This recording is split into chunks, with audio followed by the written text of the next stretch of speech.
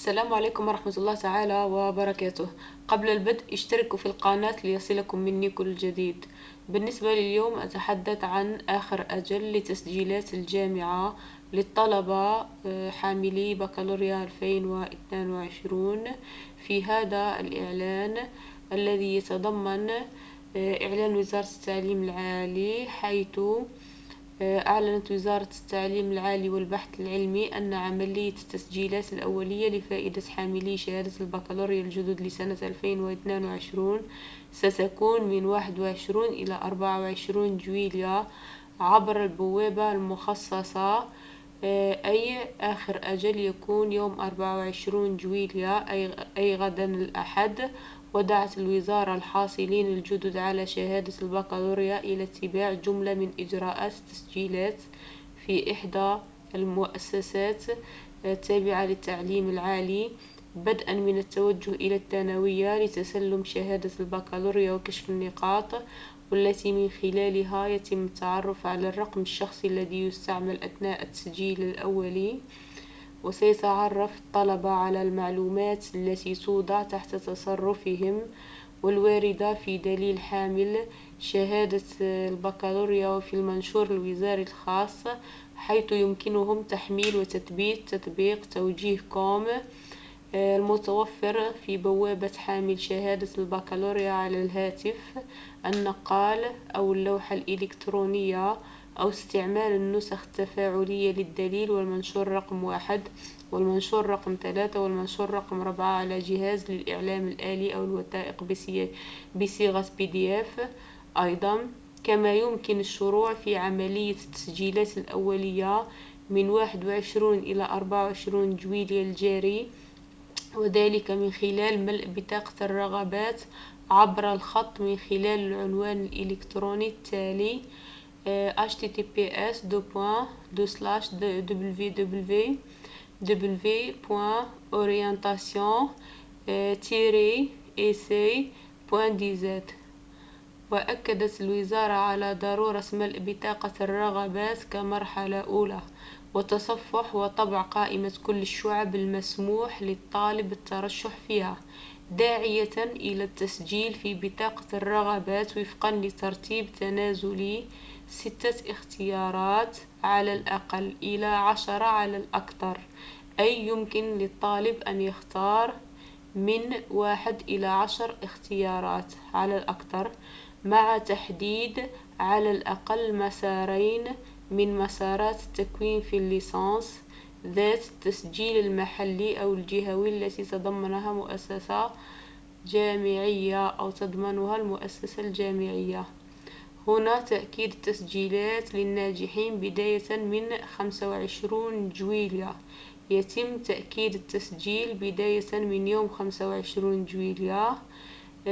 هنا نلاحظ أنه يقول: كما وجب تأكيد التسجيل الأول عبر الخط من 25 إلى 26 جويليا، مع إمكانية تغيير بطاقة الرغبات السابقة، لافتة إلى أنه في هذه الحالة تؤخذ بعين الاعتبار بطاقة الرغبات الثانية في توجيه الطالب. أما عن نتائج التوجيهات فإنها توضع عبر الخط يوم 3 أوت القادم مساء، لتبدأ بعدها من 4 إلى 8 أوت المقابلات الخاصة بالمترشحين الموجهين إلى المدارس العليا للأساتذة. أما بالنسبة لهذه المدارس، أشار المصدر إلى أنه يجب على حامل البكالوريا التقدم إلى المؤسسة التي وجه إليها لإجراء الاختبار أو المقابلة الشفوية، على أن يخضع التسجيل النهائي في هذه المدارس لشرط السن المحدد ب24 سنة على الأكثر في 31 ديسمبر 2022 ولنتيجة المقابلة الشفوية.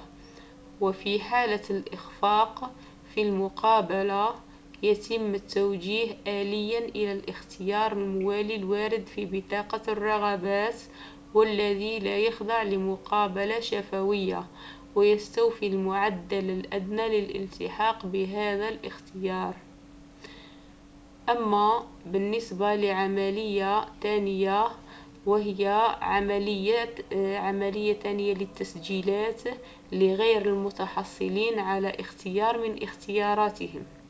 يقول المقال: وفيما يتعلق بحاملي البكالوريا الذين لم يحصلوا على أي اختيار من اختياراتهم، فيقترح عليهم عملية تانية للتسجيل الأولي من 4 إلى 6 أوت القادم من خلال ملء بطاقة رغبات أخرى حسب ترتيب تنازلي، على أن تحتوي هذه البطاقة على 6 اختيارات من ضمنها 2 وجوبا في مسارات الليسانس ذات التسجيل المحلي أو الجهوي، وآخر أجل يوم 6 أوت، والنتائج ستكون يوم 11 أوت.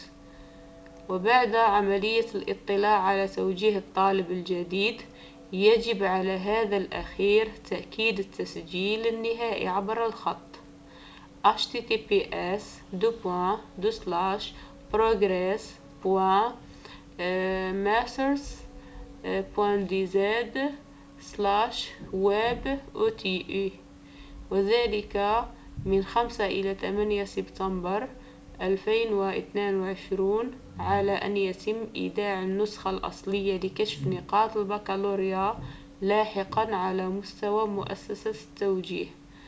وإذا كان الطالب، يقول هنا، إذا كان الطالب الجديد معني بالإيواء في حي جامعي، فقد دعت الوزارة إلى ضرورة تقديم طلب الاستفادة من الإيواء عبر الخط من 20 إلى 26 أوت 2022. إذن هذا هو مقال التسجيلات لبكالوريا حاملي بكالوريا 2022 في الجامعة. في الأخير، تقبلوا مني فائق التقدير والاحترام، ولا تنسوا الاشتراك في القناة ليصلكم مني كل جديد، وشكرا.